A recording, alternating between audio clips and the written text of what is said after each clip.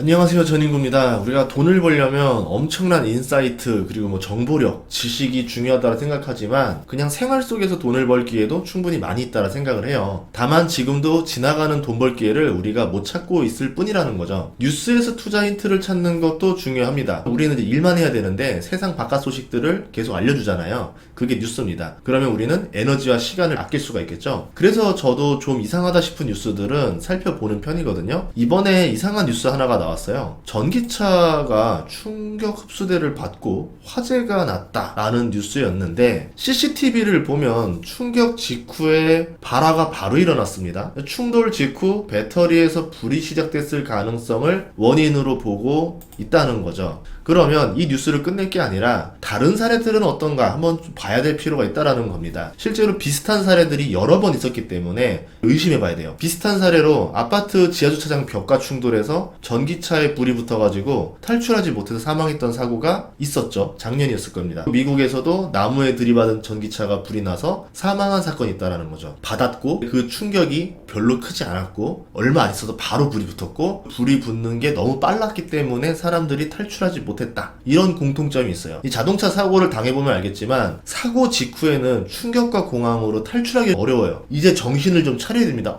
하면서 뭐야 이런 다음에 탈출을 할 수 있는데 이렇게 차에 불이 바로 붙어버리면 탈출이 너무 어렵다라는 거죠. 일반 차에 없는 전기차의 배터리 때문에 화재에 더 위험하다라는 점. 그래서 한번 알아봤더니 2017년부터 4년 동안 국내에서 발생한 전기차 화재가 69건이었습니다. 대부분은 충전 중 또는 주차 중에 난 화재이기 때문에 인명피해로 이어지진 않았었어요. 외국에서도 전기차 화재는 빈번하게 일어나고 있습니다. 전기차에 화재가 나면은 배터리 화재를 먼저 확인을 해야 돼요. 배터리 보고 그 다음에 배터리 부분을 집중 방수를 해서 배터리를 냉각시켜야 됩니다. 일반 차 화재 같은 경우는 시간이 1시간 정도 걸리거든요. 그런데 전기차 같은 경우는 4시간 정도가 소요가 됩니다. 배터리 화재 문제는 해결될 수 있을까 알아봤는데 배터리 구조상 불안정한 물질이기 때문에 이 아크가 생기면 타는 게 10에서 20초 안에 이루어집니다. 순식간에 연기와 불꽃이 나니까 탈출이 어렵다. 그러면 배터리 보호 장치를 더 추가하는 방법이 현실적인 방법인데 그러면 가격과 무게가 늘어납니다. 전기차 회사는 연비와 주행거리가 이제 경쟁에서 치열한 요소가 되기 때문에 더 가볍고 더 저렴한 배터리를 원하겠죠. 그러면 납품사와 고객사의 서로 요구 조건이 다르기 때문에 근본적인 해결이 어려울 것이다라 보는 거죠. 이런 문제 같은 경우는 국가에서 규제를 해준다던가 아니면은 전고체 배터리로 넘어간다라던가 이런 일들이 있어야 될 겁니다. 지금 배터리 화재 문제도 명확한 이유가 밝혀진 것도 없기 때문에 이게 문제니까 이거를 고쳐야 됩니다. 이런 것도 나올 수가 없는 상황이라는 거죠. 전문가들 의견 한번 종합해 봤더니 하나는 배터리팩 제조 공정에서 불량이 발생했을 경우가 있다라고 보는 거예요. 두 번째는 배터리 관리 시스템의 문제인데 이 CMC에서 셀 전압 온도를 측정해서 BMC에다 전달을 해줍니다. 이게 다시 ECU를 전달을 해주고 그러면서 전기차 배터리를 관리하는 시스템이거든요. 근데 이 BMS에 문제가 생기면은 화재 발생 가능성이 생기는 겁니다. 2013년에도 테슬라 배터리 사고로 인해서 주가가 크게 하락한 적이 있었습니다. 발생 확률은 미미하다라고 하지만 원인을 규명하지 못하는 문제는 리스크로 계속 남아있게 되는 건데 이런 리스크를 떠안아야 되는 거는 결국 누구냐?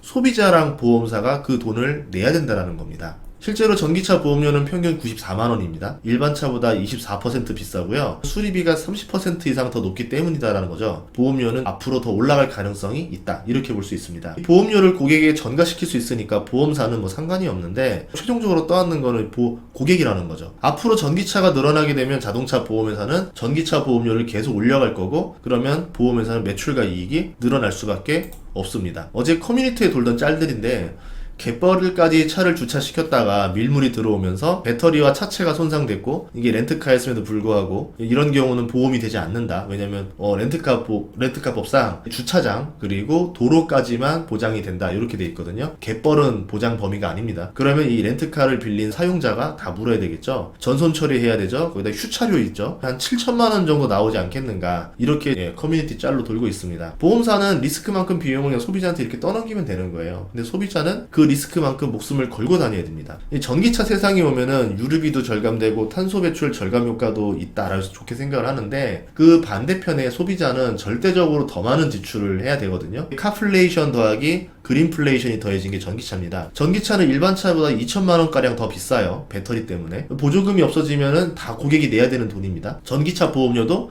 24% 더 비싸고, 수리비도 30% 더 비싸고, 전기차 타이어도 일반 타이어보다 30%가량 더 비쌉니다. 전기차가 등장했기 때문에 고객이 내야 되는 돈이 더 늘었다라는 거죠. 나중에 자율주행차 이렇게 지나가게 되면은 그 안에 있는 엔터테인먼트라던가 이런 요소들을 구동 모델이다 이런 식으로 더 돈을 지불하게 되겠죠. 결국 전기차가 생기면서 소비자는 더 가난해질 수밖에 없는 상황이 될 수 있다라는 겁니다. 기업 입장에서는 더 높은 부가가치를 창출할 수 있으니까 성장 동력으로 볼 수도 있겠지만, 고객 입장에서는 자동차에 더 많은 돈을 지불해야 되니까 어떻게 보면 내가 저축할 여력이 더 줄어든다 이렇게 볼 수 있겠죠. 정말 차가 필요한 사람이 아니라고 하면은 전기차를 살 게 아니라 전기차 관련 수혜 업종에 투자하는 게 훨씬 더 낫다라는 말이 이런 말입니다. 보다시피 전기차 회사만 돈을 버는 구조가 아니라 이제 보험사라던가 타이어 회사, 수리 회사, 배터리 회사 모두 돈을 버는 구조거든요. 그 중에서도 PER이 낮은 데가 어딘가 봤더니 우선은 보험사랑 타이어 회사가 PER이 낮았습니다. 자동차 보험 대장주인 삼성화재 같은 경우는 추정 PER이 9.5배, 배당이 6.1% 수준이고요. 타이어 대장주 한국타이어는 추정 PER이 9.3배, 비슷하죠. 배당은 1.9% 수준으로 형성되어 있고,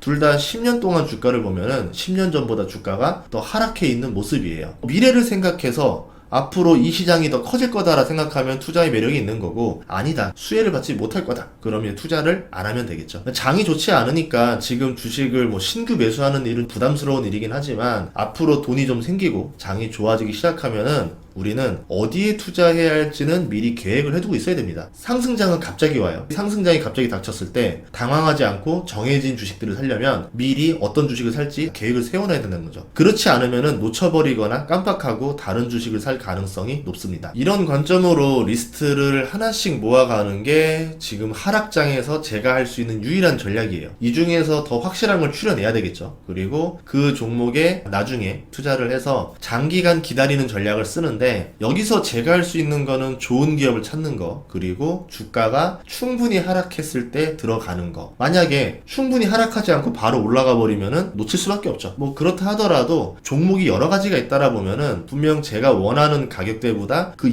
이하로 하락하는 주식들이 나올 겁니다. 그럼 그거는 안 놓치면 되는 거거든요. 그 다음에 우리가 해야 되는 일은 이제 주가가 오르는 거고 언제 팔 것인가에 대해서 타이밍을 정해서 매도하는 건데, 이거는 사람이 할 수 있는 일은 아니라고 봐요. 운이 좋아야 되기 때문에 이거는 그냥 시장에 맡기면 된다. 그러면 제가 할 일까지만 하고 주가가 오르는 거 매일매일 지켜볼 필요도 없고요. 저는 뭐 해야 되냐면 충분히 오르고 팔았을 때 다음에 어떤 주식을 살 수 있을까, 신규 종목들을 계속 발굴하러 다니는 거죠. 이렇게 주식 투자를 반복하면 좋지 않을까 생각을 합니다. 아무래도 하락장이다 보니까 많은 분들이 또 우울할 텐데, 오히려 긍정적으로 생각해 봤으면 좋겠어요. 여기서 스트레스 받아봤자 얻는 게 하나도 없습니다. 그냥 충분히 저렴한 게 뭐가 나왔지? 근데 현금은 어떻게 마련하지? 이렇게 생각해보면 좋을 것 같아요. 저 같은 경우도 하락장에서는 가급적이면 가격을 안 보려고 하고, 최대한 어떻게 더 현금을 마련해 올 것인가, 그리고 어떻게 하면은 더 좋은 주식을 많이 발견해서 기다릴 것인가, 이런 것들에 집중하고 있습니다. 그래서 여러분들도 좀 더 힘내셔서 좋은 종목들 잘 찾아두시길 바라겠습니다. 앞으로도 좋은 정보 전달해 드리도록 하겠습니다. 구독과 좋아요 부탁드릴게요. 감사합니다.